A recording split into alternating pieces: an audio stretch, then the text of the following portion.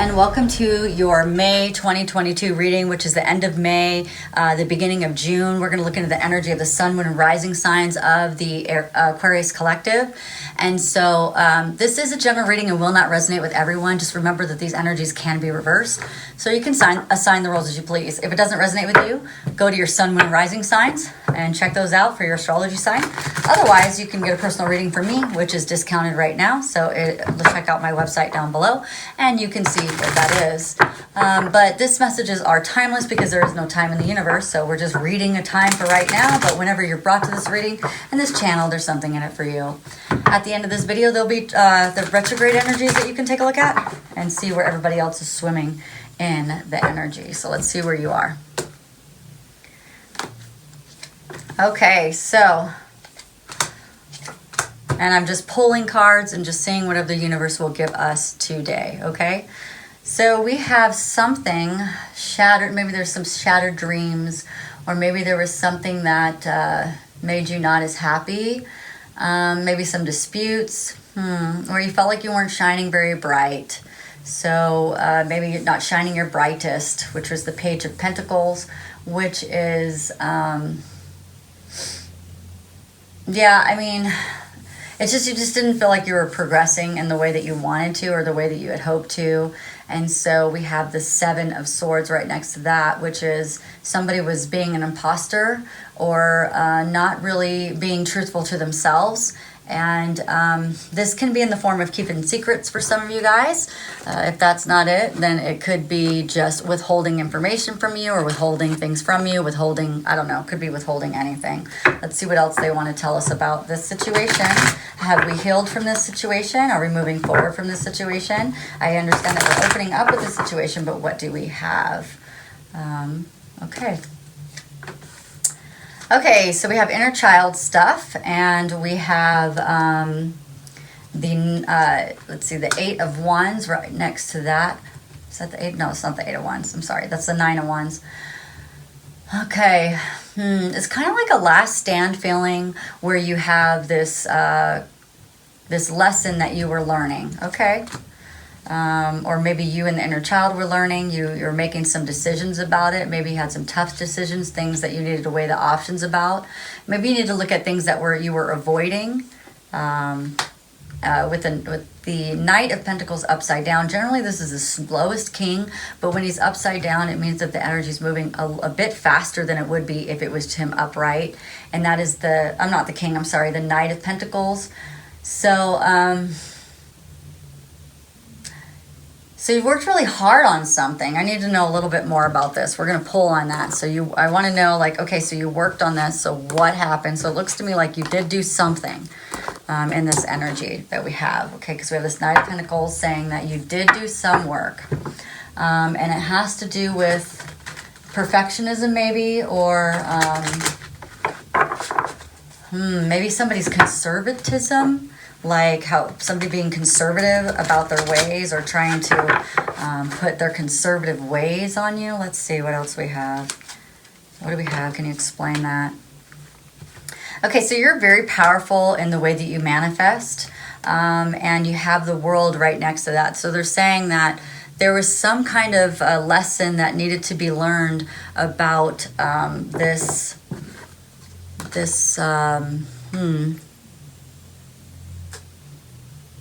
thing didn't really go the way that you really wanted it to go. And so the Magician is very resourceful and powerful, and he takes inspired action. And you have this very beautiful woman on the card next to it. Let me show you this woman. She's just gorgeous. You know, so some inspired action to help you feel more powerful within yourself, and to make a decision based on truth and not be sucked into someone else's perception of you or vision of the world. Okay, so we got this girl right here. I want you to take a look at her. She's got the moon and she has the swords. Swords are always truth, so it's about this truth. And then you have the moon, which is always about confusion or an illusion. So of not being able to see through the illusion to the truth. That could be you, that could be someone else. And so that's kind of what they're saying. King of Swords energy. So, some sort of tug of war and feeling. Okay, so let me see. We got the King of Swords, and he is about mental clarity and intellectual power, and about authority over the truth. So, and then it looks like the Six of Swords, which is some sort of transition, change to passage and release, releasing the grip that someone had over you in a negative kind of overbearing shadow kind of way, and releasing that. And so, like, if you can see this card right here, they're like tug of warring over something, over this glass, right? And look at the grip that they have, the powerful grip that's on the darkness has this powerful grip. But when you have the King of Swords and the Six of Swords next to that, you have, in front of that, then you have this very powerful king who is very, very true to themselves, very true to the way that they see the world, and they're not afraid of change and transition. So it's almost like with that kind of power, the person who is trying to take that away from you, it's like there's no way they can. I mean, we're talking about a king, a very powerful king at that, a King of Swords. He's a really great king. I mean, he's pretty powerful. And so, yeah, it's like they can't really do that. I want to see what else. I want to see something. I want to see what was the theme that was going on in this. After this reading, I think I'm done for today. I did a lot of readings, and this one's taking a little bit longer than the other one, so but I want to provide clarity, so I think I'm done after this. Okay, there's some fear. So you're learning something about your self-esteem, and it's all based in fear. There you go, right there. There's your themes.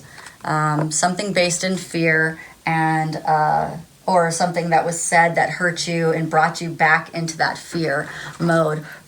I want to see what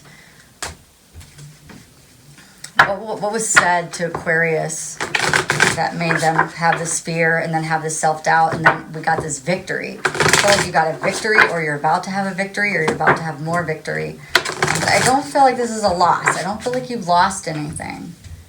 Let me see.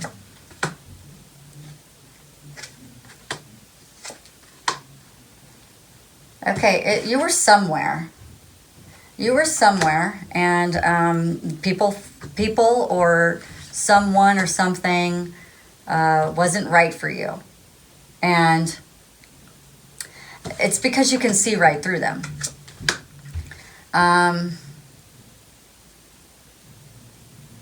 But you've been here before with other people. You've been in this energy before. And you know that you didn't make any mistakes in this area. And you let people know that they mean a lot to you. And you fear that they'll reject you because you're so vulnerable, and that's a scary thing. So here's all these cards. I'll show you what I pulled, basically, just to kind of get more about that. So here we go. You were somewhere.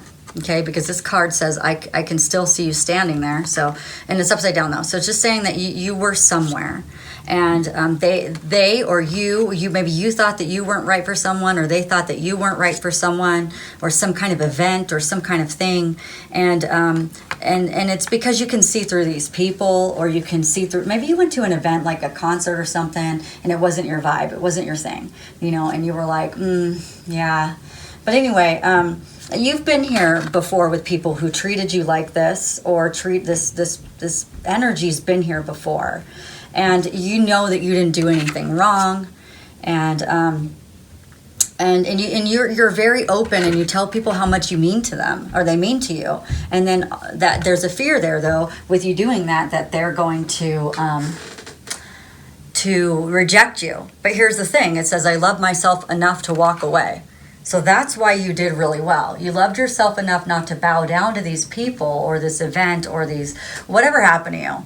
And that was your power. Like, that is the beauty. Okay, so let's look at these high vibe cards and see what we can do to keep vibing high and keep feeling good, because the retrograde's going to bring up this stuff for us. And It's hard. It's not easy, right? And so what we have to do is just learn how to be patient and learn how to get through it, and just go, okay, yeah, I see that again, and I see the lesson, and I appreciate it, and I'm good. I don't need another one. I think I figured it out. I appreciate, you doing that with me. So ask yourself, get curious and ask yourself these questions. What does it feel like when I feel good in my body? What does joy feel like to me? What would it feel like if I were able to receive joy and love? And what would it feel like in my body if I were a high vibrational being? Get curious and ask questions, and then notice how your body changes. Salt and pepper, gently rub up and down. Gently rub, oh, I'm sorry. Rub, I'm like, that's not what it says. Gently, salt and pepper, gently jump up and down. Shake up the mixture of energy that is within you. Imagine heavy dark pepper as a negative energy releasing from every crevice of your body. Allow it to fall into the earth and be recycled. Pepper represents the thoughts and feelings that do not serve you. It is a heavy energy and the host of pain in your body or the problems in the day you just experienced. Now the pepper is gone. Imagine a lighter salt coming down from above, filling you with light, happy energy, which moves the space once filled by pepper. Notice how you feel. So those are the 2 advice cards. And we're going to close out this reading. Thank you so much for coming. If you like this reading or entertained in some way, don't forget to like, share, and subscribe. And on this screen is the Mercury Retrograde videos if you haven't seen them yet. Have a great day, Aquarius. Bye.